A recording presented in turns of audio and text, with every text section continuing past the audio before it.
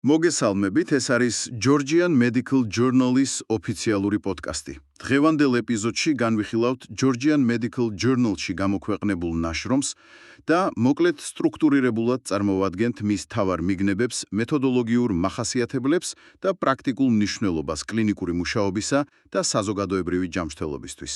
გთხოვთ გაითვალისწინათ. პოდკასტში წარმოდგენილი ინფორმაცია ეფუძნება გამოქვეყნებულ სამეცნიერო მასალას და მიზნად ისახავს აკადემიურ განხილვასა და ცოდნის გავრცელებას. ინდივიდუალური სამედიცინო გადაწყვეტილებების მისაღებად აუცილებელია შესაბამის სპეციალისტთან კონსულტაცია. დავიწყოთ. მოგესალმებით ჩემგანაც. მზად ვარ დღევანდელი სიღრმისეული განხილვისთვის, რომელიც ნამდვილად გამორჩეულია. გამარჯობა. ძალიან მიხარია, რომ ისევ ერთად ვართ. დღეს საკმაოდ უჩვეულო და ჩემი აზრით ძალიან საჭირო თემა გვაქვს. ჩვენი დღევანდელი განხილვა არ ეხება რომელიმე ერთ კონკრეტულ დაავადებას ან ახალ მედიკამენტს. ზუსტად, დღეს უფრო ფართო სურათს ვუყურებთ. ხო, დღეს ჩვენ ვსაუბრობთ იმაზე, თუ საერთოდ როგორ ვიღებთ და ვიყენებთ სამედიცინო ცოდნას. უფრო კონკრეტულად კი, როგორ განიცდის ქართული სამედიცინო მეცნიერება ციფრულ და ასე ვთქვათ აუდიო ევოლუციას. ნამდვილად დიდი ნახტომია. და სანამ უშუალოდ დეტალებზე გადავალთ, მინდა ერთი საინტერესო ვიზუალური დეტალი გაგიზიაროთ, რომელმაც ჩემი ყურადღება მიიქცია წყაროების დამუშავებისას.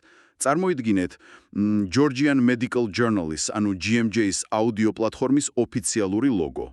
აჰა, მუქი ლურჯი ფონი რომ აქვს. კი, ძალიან სოლიდური, მუქი ლურჯი ფონი, მკაფიო თეთრი წარწერით, მაგრამ აქ რაც ყველაზე საინტერესოა, ლოგოზე დატანილია საერთაშორისო სტანდარტული სერიული ნომერი, ანუ ISN 30888322.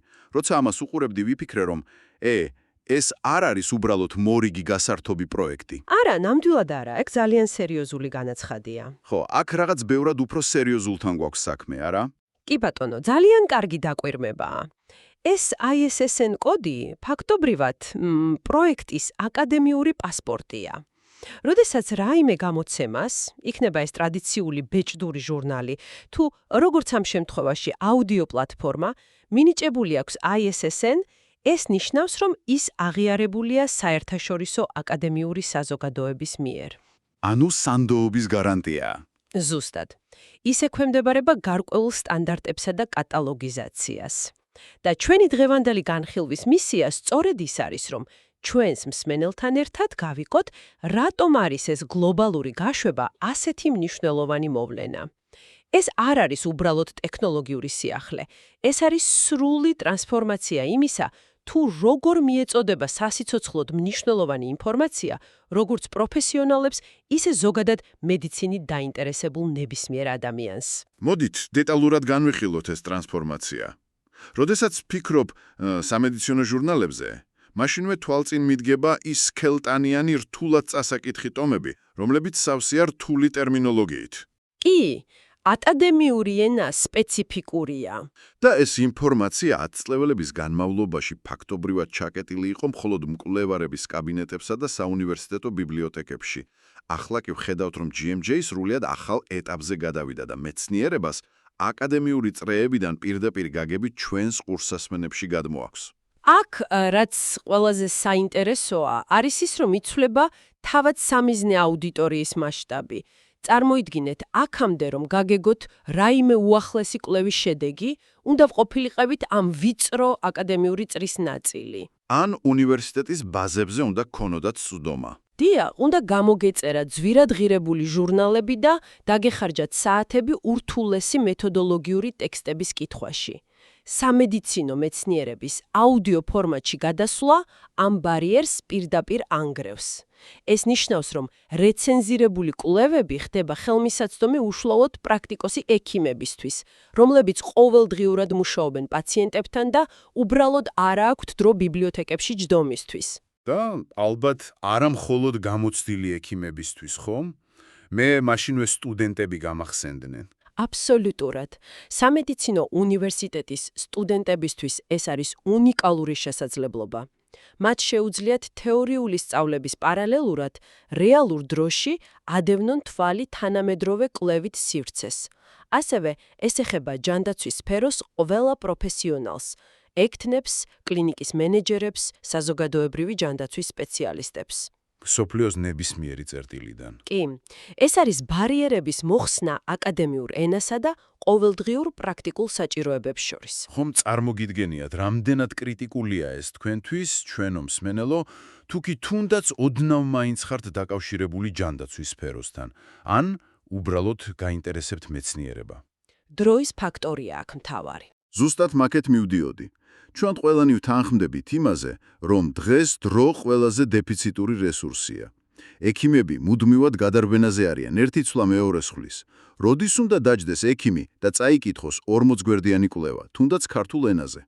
ამიტომ, როცა გავიგე, რომ GMG-ის ამ განხილვების ქრონომეტრაჟი 10-დან 15 წუთამდეა, ვიფიქრე, აი ზუსტად ეს არის გამოსავალი. მართლაც. ეს არის ერთი ყავის შესვენების დრო, ან უბრალოდ კლინიკაში მიმავალ გზაზე, ტრანსპორტში გატარებული დრო. დიახ, 10-დან 15 წუთამდე მართლაც ოპტიმალური დროა იმისათვის, რომ ადამიანი ინფორმაციულად არ გადაიტვირთოს, მაგრამ ამავდროულად საკმარისად სიღრმისეულად გაიაზროს საკითხი. თუმცა იცით რა არის? მხოლოდ დროის ლიმიტი არ არის გადამყვეტი. აბა კიდევ რა. მთავარია ის, თუ როგორ არის სტრუქტურირებული ეს 15 წუთი. როდესაც საქმე სამეცნიერო ნაშრომს ეხება, თუ ის სწორად არ არის დაყოფილი და ახსნილი, შეიძლება 10 წუთშიც კი ისე დაიკარგოს მსმენელი, რომ აზრი ვერ გამოიტანოს.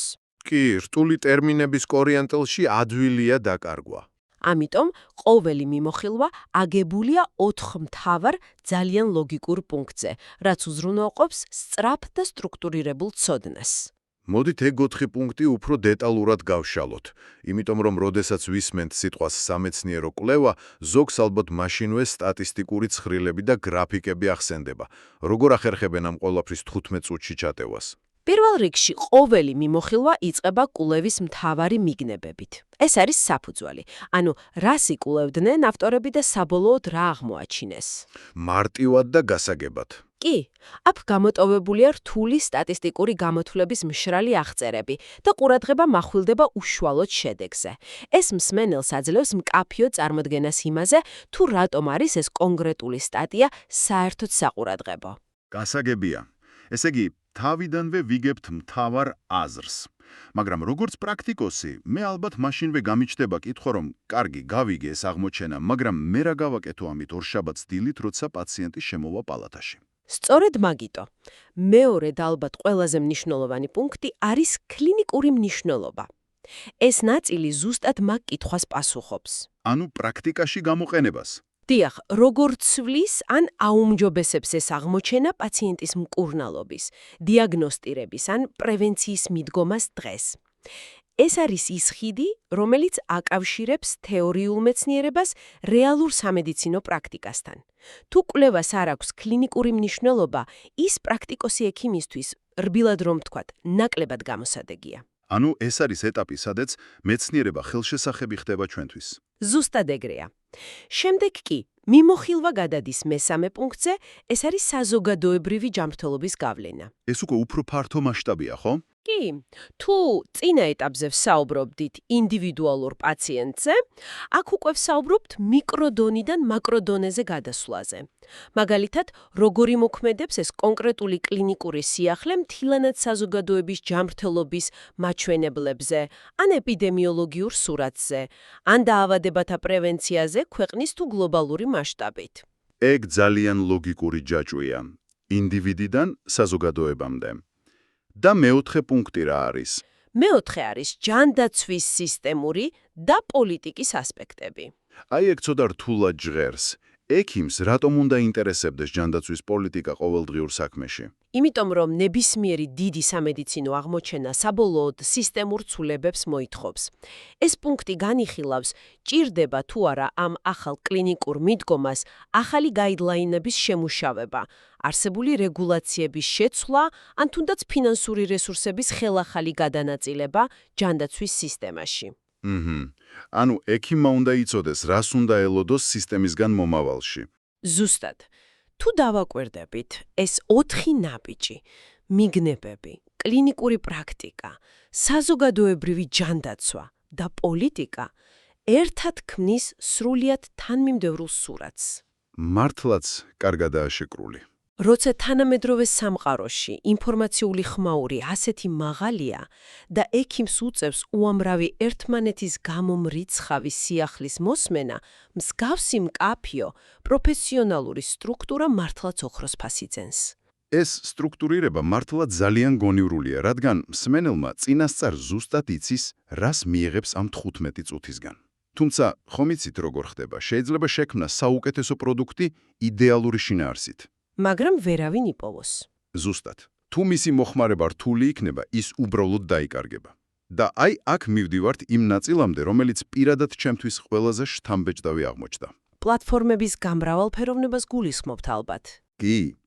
როცა ვნახე იმ პლატფორმების ჩამონათვალი, სადაც GMJS განხილვებია განთავსებული, ცოტა არ იყოს გავოცდი. ეს არ არის უბრალოდ სადღაც ერთ ვებგვერდზე მიმალული აუდიო ფაილები. პოდკასტი უკვე ხელმისაწვდომია Spotify-ზე, Apple Podcast-ზე, YouTube-ზე, Amazon Music-ზე და სპეციალიზებულ პლატფორმებზეც. კი, როგორიცაა Castbox, Goodpods და Pocket Casts. ფაქტობრივად წარმოუდგენელია გქონდეთ smartphone-ი და ვერ იპოვოთ ეს მასალა. სადაც არ უნდა უსმენდეთ მუსიკას ან სხვა გადაცემებს, აკადემიური მედიცინაც იქვე გელოდებათ. თუ ამას უფრო ფართო სურათს დაუკავშირებთ, ჩვენ ვხედავთ არა უბრალოდ სხვადასხვა აპლიკაციაში გაფანტულ ინფორმაციას, არამედ ერთიანი, ძალიან კარგად შეკრილი ეკოსისტემის შექმნას. ეკოსისტემა ძალიან ზუსტი სიტყვაა. და აქ აუცილებლად უნდა ვახსენოთ პლატფორმა შენი ექიმი, ანუ შენი ექიმი, რომლის როლიც ამ პროცესში საკვანძოა. GMJ-ის სტატიები და მათი აუდიო მიმოხილვები ინტეგრირებულია სწორედ ამ სივრცეშიც. მოდით, ეს პრაქტიკულად ავხსნათ. რას ნიშნავს ეგ ეკოსისტემა თქვენთვის, ჩვენო მსმენელო, ანუ ჩვეულებრივი მომხმარებლისთვის?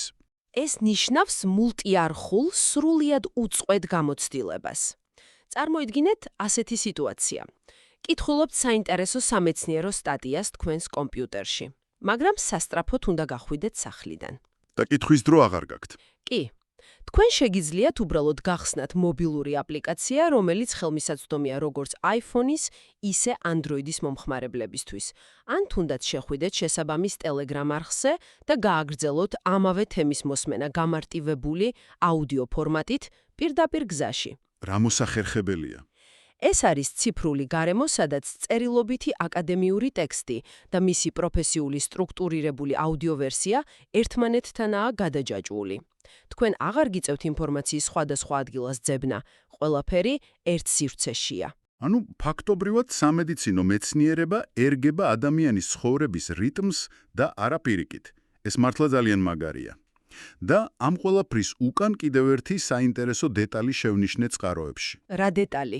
როცა ამ პროექტის მასალებს ვეცნობოდი, თვალში მომხვდა კონკრეტული ჰეშტეგების კამპანია, მაგალითად, #გიორგი ფხაკაძე, #დოქტორ ფხაკაძე და #შენი ექიმი.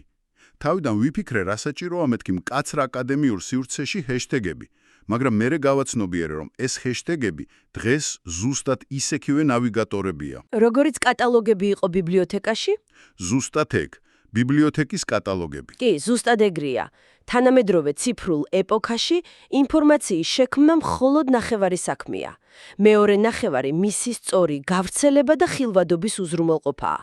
ეს ჰეშტეგები აერთიანებს უზარმაზარ შრომას და ეხმარება დაინტერესებულ პირებს, რომ სოციალურ ქსელებსა თუ საძიებო სისტემებში სულ რაღაც ერთი კლიკით იპოვონ სანდო სამედიცინო კონტენტი. ერთგვარი ციფრული ბილიკებია. აი თქვენ ვინც ახლა გვისმენთ. მიუხედავად იმისა, ექიმი ხარ თუ უბრალოდ ადამიანი, რომელიც საკუთარ ჯანმრთელობაზე ზრუნავს. რატომ უნდა ენდოთ და დაუთმოთ თქვენი ძვირფასი 15 წუთის სწორედ ამ განხილვებს და არა რომელიმე სხვა თუნდაც ძალიან პოპულარულ ჯანმრთელობის ბლოგს? ეგ არის ყველაზე კრიტიკული კითხვა, რადგან ინტერნეტი დღეს სავსეა სამედიცინო რჩევებით, რომელთა უმეტესობა სამწუხაროდ არანაირ მეცნიერულ საფუძველს არ ეყრდნობა. ნამდვილად. პასუხი კი მდგომარეობს იმ 4 აუცილებელ კრიტერიუმში, რომელსაც ჯანსაღი სამედიცინო ინფორმაცია უნდა აკმაყოფილდეს. პირველი, ის აუცილებლად უნდა იყოს სანდო. მედიცინაში დეზინფორმაციას რბილად რომ თქვათ, ფატალური შედეგები შეიძლება მოჰყვეს. კი, ეგ ყველამ კარგად დავინახეთ, თუნდაც ბოლო წლების გლობალური გამოწვევების პანდემიის დროს. მაგრამ როგორ ვიგებთ რა არის სანდო და რა არა? აი აქ შემოდის მეორე კრიტერიუმი, ინფორმაცია უნდა იყოს რეცენზირებული, ანუ ეგრეთ წოდებული peer reviewed. ეს რას ნიშნავს ზუსტად რომ ავხსნათ? ეს ნიშნავს, რომ სანამ სტატია ჟურნალში მოხდება და შემდეგ უკვე პოდკასტად იქცევა, მას სწავლობენ სხვა სრულიად დამოუკიდებელი ექსპერტები.